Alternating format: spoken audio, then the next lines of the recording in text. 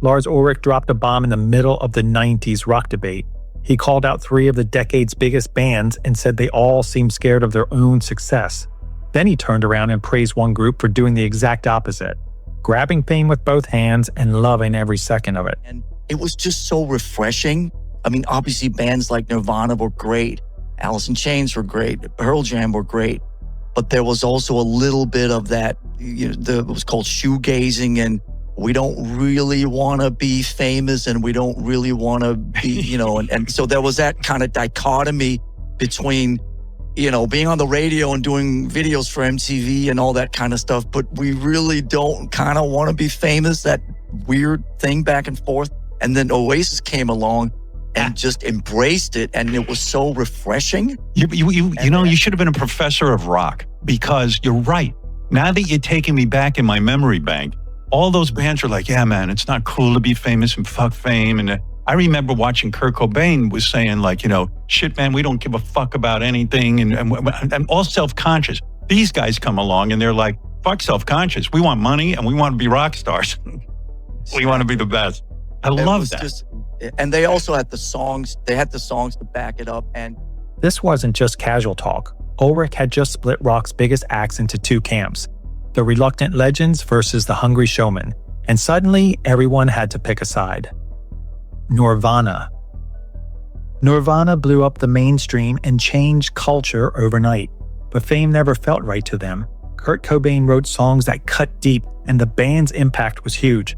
Dave Grohl's drumming gave their chaos a backbone, powerful but never flashy, just like the band's approach to stardom. Yet they always seemed uncomfortable with celebrity. The music demanded to be heard, but the fame that came with it felt like punishment. How much you're still involved with this underground world? I mean, this fanzine stuff. I mean, you'd rather do a fanzine interview? Any day of the week, yeah, I'd rather do that. The big press, does it misquote you a lot? They don't understand, and I just don't read those kind of magazines. I read fanzines all the time, and those are the only things that I ever really read. Normally, I don't really even care what my favorite bands have to say, because I know they probably, agree. I agree with pretty much the same philosophies and ideas that they do anyhow, if we're into the same kind of music, or basically the same kind of music. So, that's just that's just like the icing on the cake. That's just an extra little thing. You yourself, do you see things that you said that are often misquoted a lot in the press? Constantly. 98% of the time, yeah. And but not with fanzines usually, because they understand us. But with other magazines, and there are a lot of magazines that just don't give a shit. They purposely misquote you just to have a funny story, or just to fuck with you, or to, just to to sell their magazine, because that's the only reason they're in it. Anyways. That push and pull, great art, unwanted fame, became the template for much of the decade. Alice in Chains.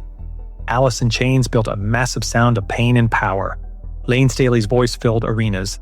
Jerry Cantrell's guitar work carved out new territory between metal and grunge. Sean Kinney's drumming anchored it all, steady, heavy, and reliable without needing the spotlight. But away from the stage, they stayed in the shadows. They let their records do the talking and avoided the circus.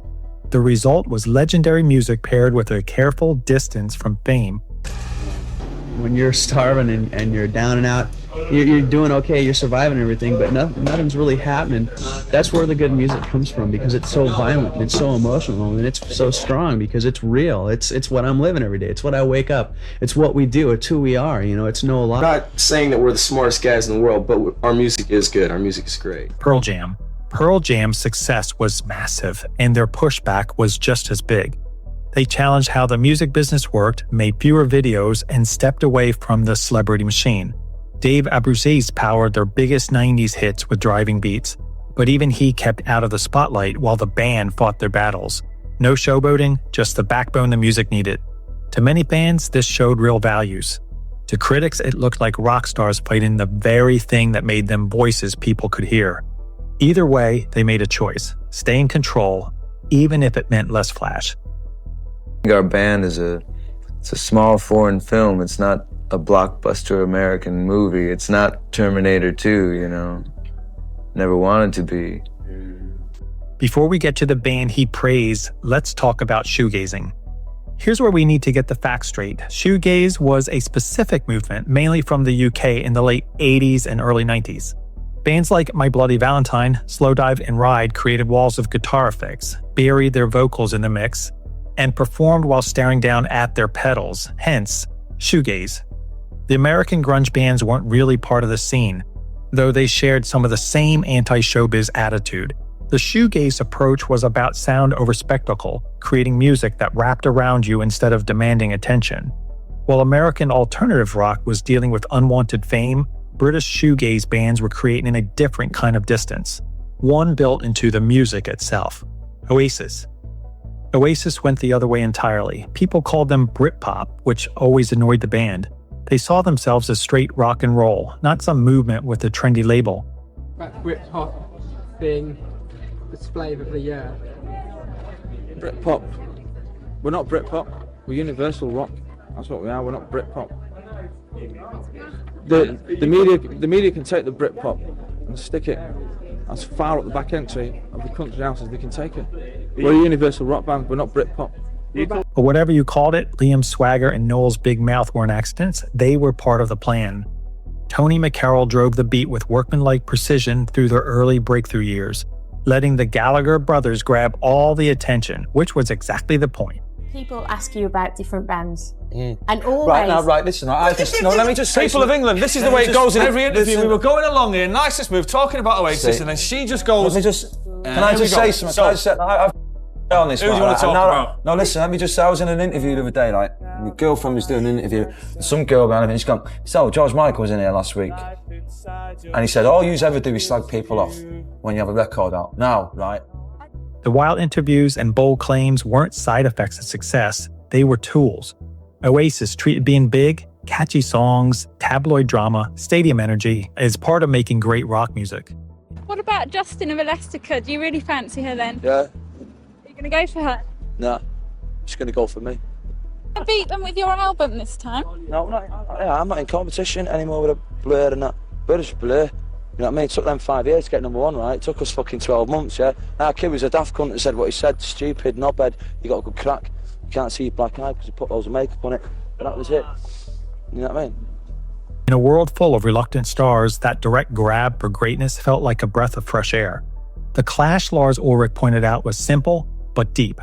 On one side, brilliant musicians who changed everything but couldn't handle being famous.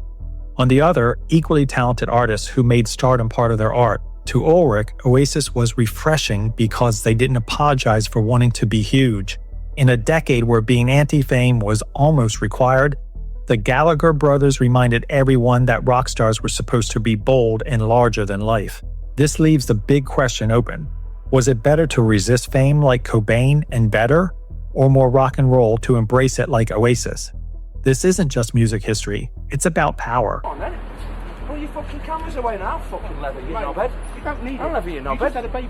No, so you look like a dickhead. Right, look. Taking pictures of me, man, you look like a dickhead. The reluctant heroes had a point. Fame can corrupt, distract, destroy. But Oasis had one too. If you're going to change the world, why whisper? And here's the thing. Both paths work. Nirvana's tortured relationship with stardom became part of their legend, and Oasis's shameless hunger for it became part of theirs.